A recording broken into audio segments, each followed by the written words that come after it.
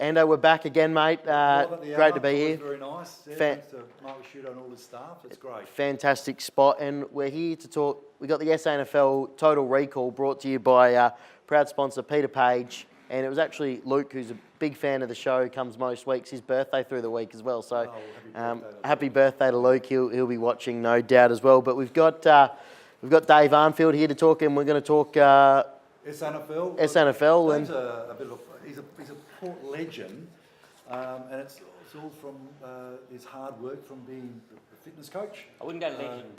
They have a Hall of Shame. I might get in that. But a lot of the players would put you in the Hall of Shame. Yes, a lot of other supporters. No supporters. I rang up a guy from Bendigo Bank the other day trying to get, talk about money loan. We have gone through all the processes, and he said, "You're not the guy that used to terrorise Mike Glenelg." I said, "Well, we might as well just finish the conversation. You're not going to let me terrorise other SNFIs." Glenelg, I don't know. Glenelg and I didn't kind of get on very well. Yeah, me and Scott Saunders didn't get along that well either. No, that's right. Exactly right. That could be part of the reason. Yeah. Gibbsy and all that. It's good. I mean, you're 30 years at Port Adelaide as a head fitness coach, and half with the SNFL and half with the AFL. So I started in early 80s, and 1997 went to the AFL. So and finished in 2009. So a huge part of my life was Port Adelaide Footy Club. Yeah. It's great.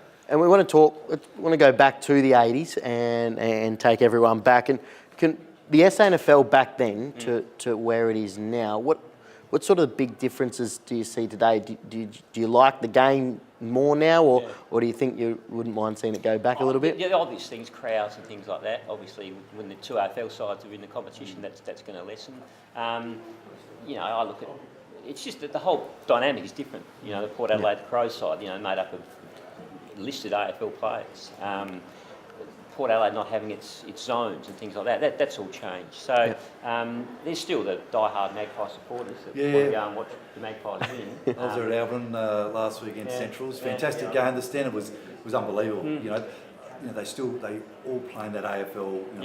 Let's push back. Yeah. Again, a lot of those coaches are AFL coaches, so they're going to coach the same way. Yeah. And again, the two AFL sides in the SANFL, they'll want to play a certain way, so that when they get ready to play AFL, they're ready for that. So you can understand why, but it's different. It's just there's no point looking back and saying what it used to be. It's just different. That's Are you happy with the structure with the Magpies? I mean, they dear to your heart like mine. Is it probably as good as going to get?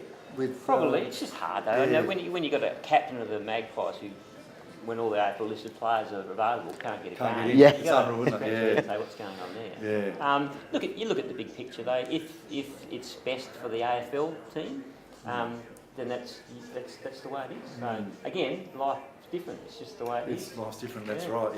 Yeah. No. Going back in the past, is it? That's it. And on that, in the 80s, let's talk some of your most fondest memories from those rivalries that you had 80s across the board, 80s football, those massive rivalries. Yeah. What was some of the best being at Port and you sort of being involved with as well? The Port Glenelg rivalry we talked before, Port North, that was big. Going down to the Bay and playing down there, again, it was always hard down there. I understand that they would think it would be really hard to come to Albert. Play crowd, obviously where you train, where you live, you don't want to lose home games. No. Trying to win at Glenelg. 86, we had a great win at 86. We only won by a few points. Dave Baker was sensational as ruck against Peter Carey.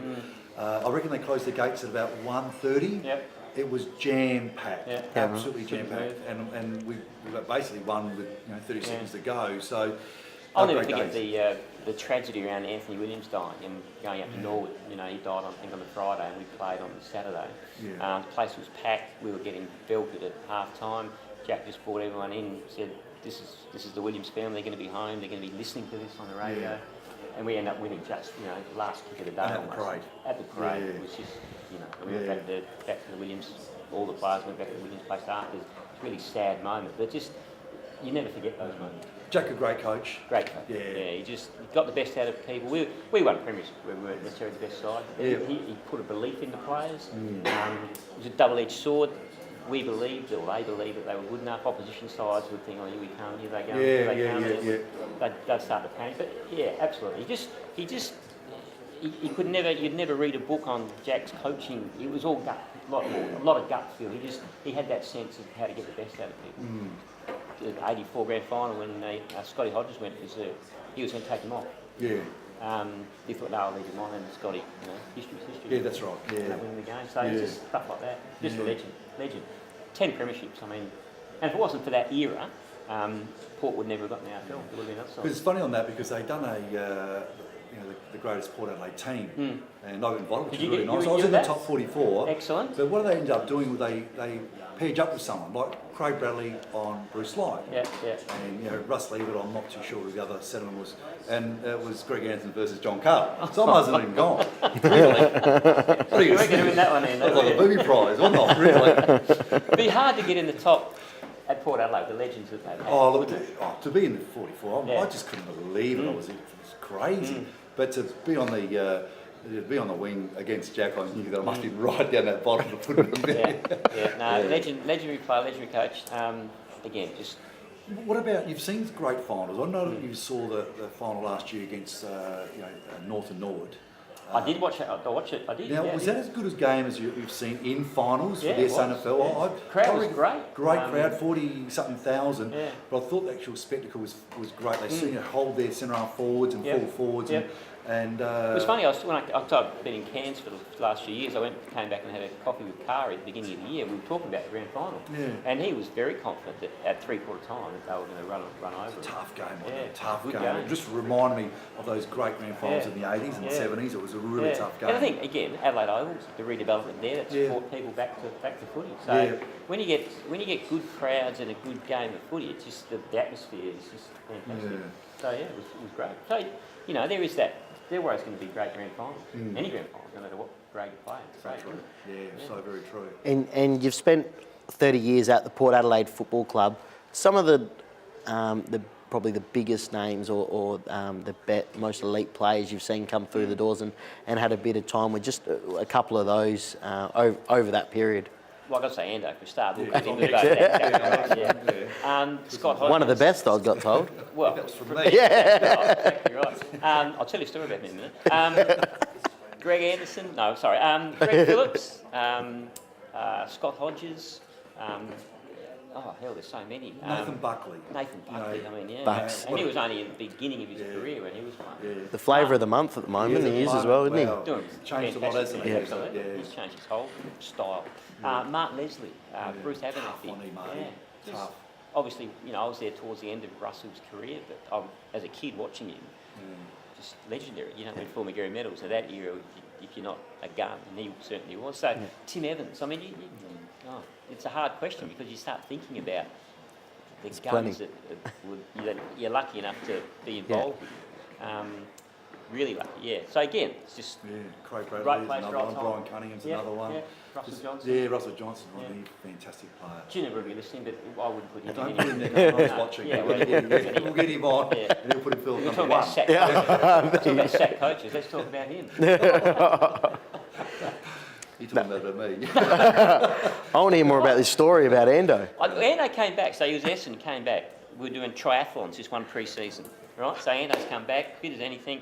So we're down at West Lakes at Sportsman's Drive. Yeah, I remember that. Yeah, you've got to swim across the lake, touch the pontoon, come back, get on your bike, and run around the lake. So that was no worries. We had old Charlie Cooper out in his boat. That's right, Make sure they were drowned. The whole team could have drowned, he wouldn't have got to him. But anyway, we had it out there, did due diligence. Anyway, Ando's gone in, whistle started, everyone's gone in. Timmy's got out with his life jacket on, he swims like a rock.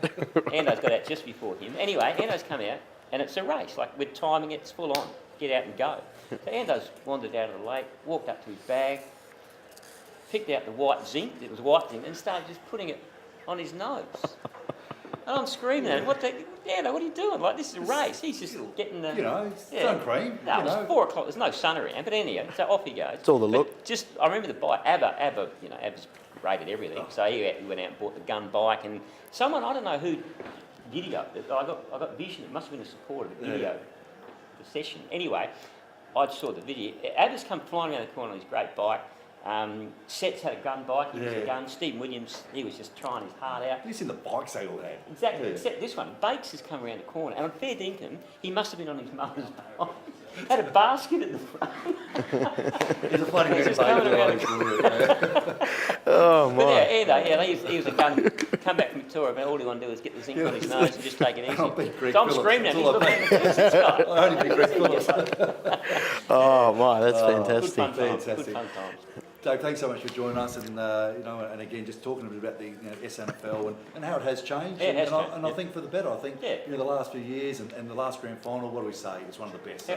So it's heading in the right direction. Fantastic. We're back after the break.